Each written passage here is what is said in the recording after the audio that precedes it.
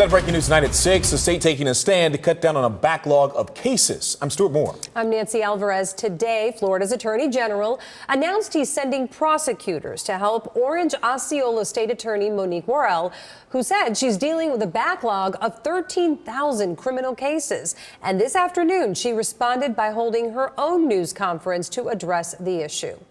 We have live team coverage tonight with West 2's Greg Fox and West 2's Summer Knowles, who just spoke with the state attorney. We begin with Greg, who joins us live outside the state attorney's office. And Greg, it doesn't look like these two will be settling their differences anytime soon. It looks fairly rough, and not just how she was dealing with the attorney general, but also with the man who appointed him, Republican Governor Ron DeSantis. But she does have a meeting set up tomorrow with Nick Cox, who is the statewide prosecutor. That could move in a positive direction. She'll get to explain to him her new policy on intake from law enforcement officers, and then also to talk about that backlog, which, according to her, in a way, is old news.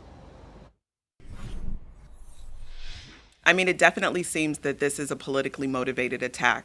Democratic State Attorney Monique Worrell is defending her policies in the face of backlash by the Republican governor and his appointed attorney general. You take an oath, you have a job to do, and we're going to make sure you do that job. AG James Uthmeyer was joined by the statewide prosecutor and 4 prosecutors that he's offering to Worrell to help her handle what she calls a 13,000 case backlog in her office. We hope she will take that help.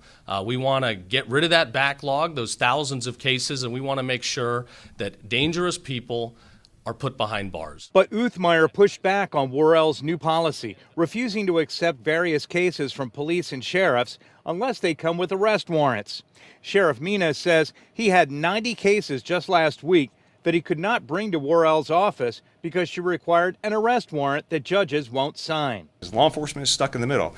If she's not going to accept the cases and the judges won't review certain cases, then our victims are the ones left suffering. To that, Worrell said deputies are not as well trained as Orlando police in obtaining and documenting probable cause to justify arrest warrants.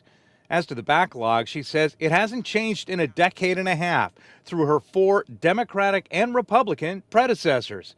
And she needs 13 prosecutors and support staff, and 4 attorneys just doesn't get the job done. Because once that temporary support is no longer here, we can expect that backlog to creep up again. And Uthmeyer also was asked about a grand jury probe of the state attorney that was just before she was sworn into office in January. He declined to comment on that. Covering Orange County, live in Orlando, Greg Fox, West 2 News.